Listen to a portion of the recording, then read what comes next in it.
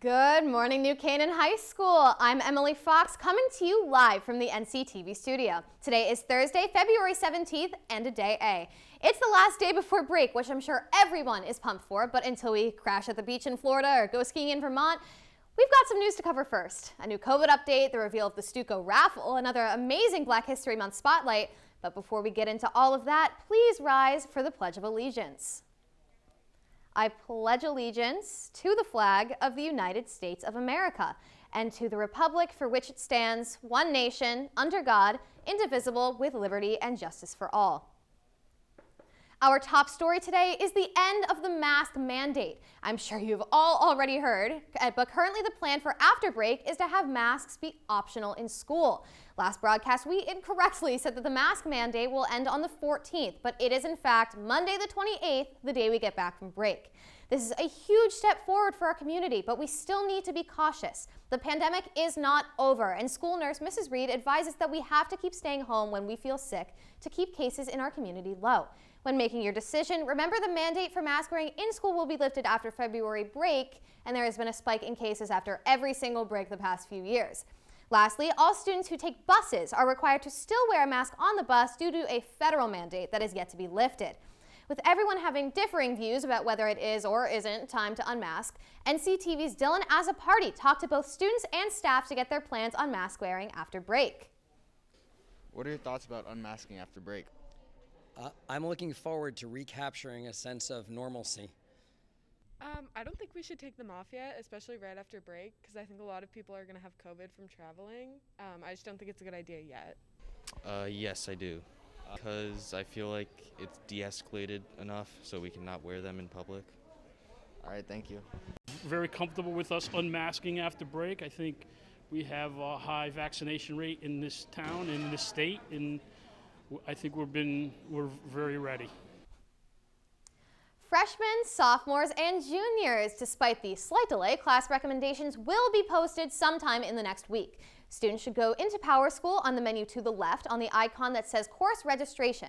Next, they should check off their initial class selection by March 1st. But don't worry, this is not final. This is just a way to get ahead as final submissions are due April 1st. Students, if you are not happy about your recommendation, please go talk to your teachers about why they felt you wouldn't fit. After speaking, you can still go through the appeals process to move up or down in your selected courses, which are also due by April 1st. Students will have a mandatory meeting with their counselor during a PE class in April to finalize for next year. It is possible to drop down a few weeks into the school year, but it can move around your schedule, so counselors recommend to really consider your options now so this isn't an issue later. Now let's switch our focus to a great art exhibit put on by some members of the NCHS art community. Through Our Eyes is New Canaan High School's 10th annual art exhibition at the Carriage Barn Arts Center. The opening reception will be Friday, March 4th from 5 to 7, and the exhibit will be open from March 4th to March 19th. This exhibition features the artwork of 155 NCHS students, including those who received visual art awards from the Connecticut Regional Scholastics. Congratulations to the 11 award winners who won gold and silver keys, along with honorable mentions. Here's a look at gold key winner Kaylee Marty's piece, Childhood Kitchen, done in oil paint. You can see her work along with other students at the show. A special thanks to all those students and art teachers who helped bring the exhibit together. For the past 2 weeks, Student Coalition senior class has been raising money for Project Hope. Next to me, we have Apollonia Antoniou, who's talking with Julie Song and Mr. Rothman to tell you a little bit more about the raffle and, of course, choose the winner. Thanks, Emily. I'm here right now with Julie from the Student Coalition. Good morning, Julie. Thank you for being here with us. Good morning. So what can you tell us about Stuco's fundraiser, Project Hope? Yeah, so Project Hope is a global organization that helps healthcare workers, and we thought coming out of the pandemic it was a really timely organization that we should support.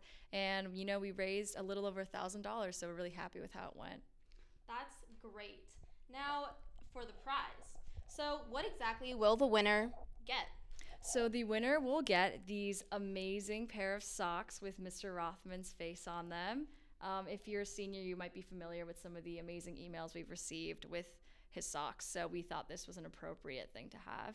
And we have Mr. Rothman here with us to announce the winner of the raffle.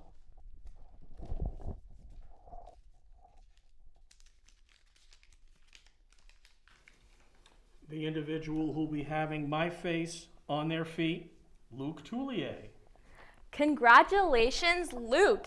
Enjoy those amazing socks. And back to you, Emily. Why, thank you, Apollonia, Julia, and Mr. Rothman. I have to say I am very envious of whoever gets those socks. But anyway, last week, the band, orchestra, and choir performed together for the first time in 2 years, all together on the same stage. Each group performed a few songs on their own and then all together. The band played Star Wars: The Last Jedi, the choir sang Winter Song and The Wellerman, and the orchestra played Fleckish and the Star Trek medley. Everyone did an amazing job, and it absolutely thrills me to see everyone on stage together since it's been quite a while. Sydney Sibilia and Skylar Stevens filmed the collab concert, so let's take a look.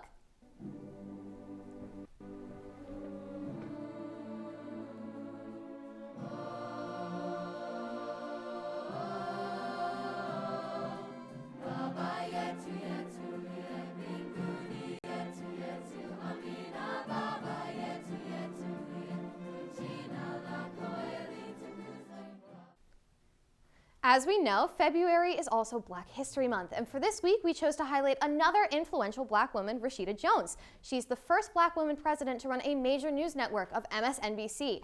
Jones was senior vice president prior to taking the role in February of 2021 and had many awards on her work, including an Emmy for her coverage of the 2016 same-sex marriage Supreme Court decision, and a lot of recognition for executive producing the most viewed presidential debate during the 2020 elections. Jones graduated from Hampton University with a Bachelor of Arts degree in Mass Media Arts Broadcast in 2002 and immediately began producing at very prestigious news networks, including the Weather Channel for 7 years, then NBC News for 4 years, then being promoted to managing editor at MSNBC for 7 years, bringing us to today where she will continue to do monumental work in broadcasting, which obviously hits close to home here at NCTV. And of course, after putting a spotlight on Black History Month, let's put a spotlight on our outstanding Rams. Brendan, what's up with our athletes? Well, Emily, our athletes have been hard at work since December, and they're closing up on their regular seasons. Stay with me to see how our Rams are looking for the playoff push. I'm Brendan Tiscornia, and this is your Rams Sports Report.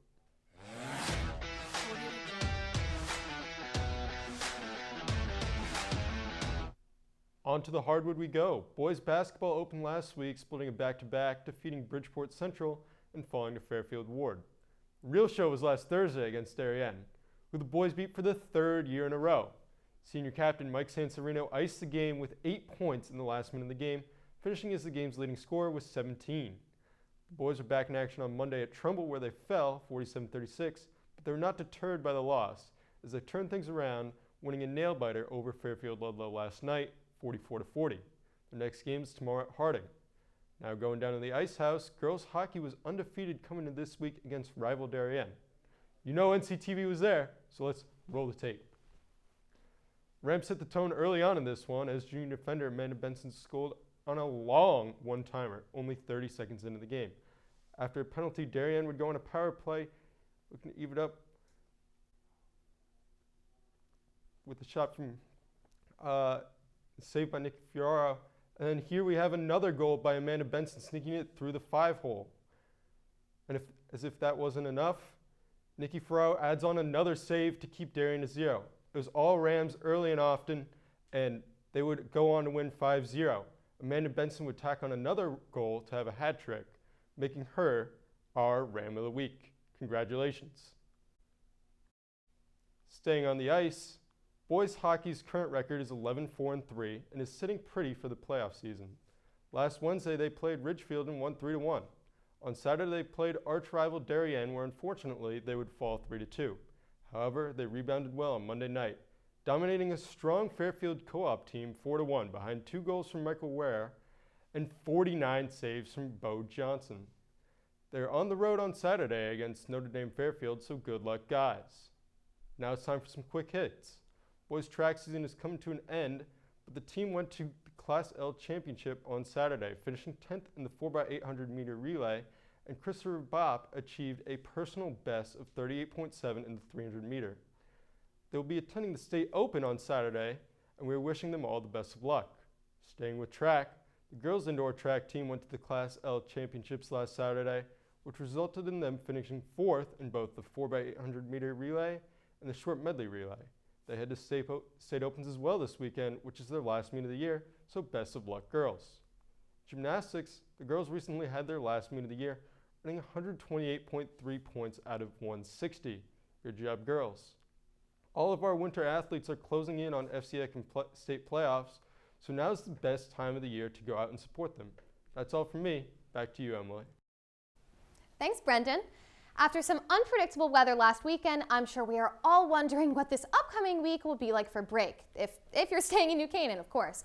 Fortunately, we have an NCTV favorite in front of the green screen who we already saw earlier today, Apollonia. How's it looking, Apollonia?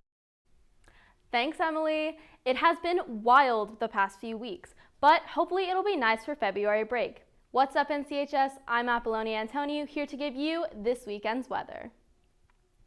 Starting off with the rest of today, we're looking at temps with a high in the mid-50s and a low in the mid-30s. It's going to be cloudy as the day continues, but at least you won't need any umbrellas. Tomorrow, we're going to see a small drop in the temperatures and some sunshine peeking through the clouds, though there is a small chance of rain. There should be a high in the mid-50s and a low in the mid-20s. It looks like the first day of break won't be too bad. On Saturday, it'll be about the same with some sun and some more clouds. There should be temps with a low in the low 20s and a high of around 40. It might be chilly, but will more or less be a nice day. The temps on Sunday won't change much with a low of almost 20 and a high in the mid-30s. There won't be too much sunshine as it's going to be partly cloudy, but hey, at least it's not raining. Looking into the rest of the week, expect some more rain as the days go on, with temps ranging from the low 30s to the low 50s. Well, that's all from me, NCHS. Have a great rest of the day and enjoy your February break. Thank you, Apollonia. Before we go, we'd like to wish a very happy birthday to Rachel Pitts and Rachel Pine. We hope you and everyone else here at NCHS has a great weekend, and if you haven't already, follow NCTV on all our social medias, including Instagram and Twitter, both at NCTV78, and subscribe to our YouTube at, you guessed it, NCTV78. We leave you now with NCTV's newest, Skylar Stevens, determining if you guys are smarter than a 5th grader. Have an awesome February break, NCHS. See you soon. Who commissioned the Lewis and Clark expedition? Lewis? No, silly. Jefferson. How many years old is the Earth? 300 million. 4 billion. Name the American president on the $50 coin. Andrew Jackson. Nope. John F. Kennedy. How many sides does a nonagon have? 9. Yes, that is correct. What are similar sounding words called? I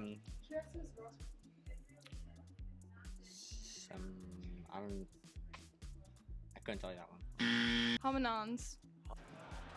Homonyms? Yes, that is correct. What are A and N in the English grammar?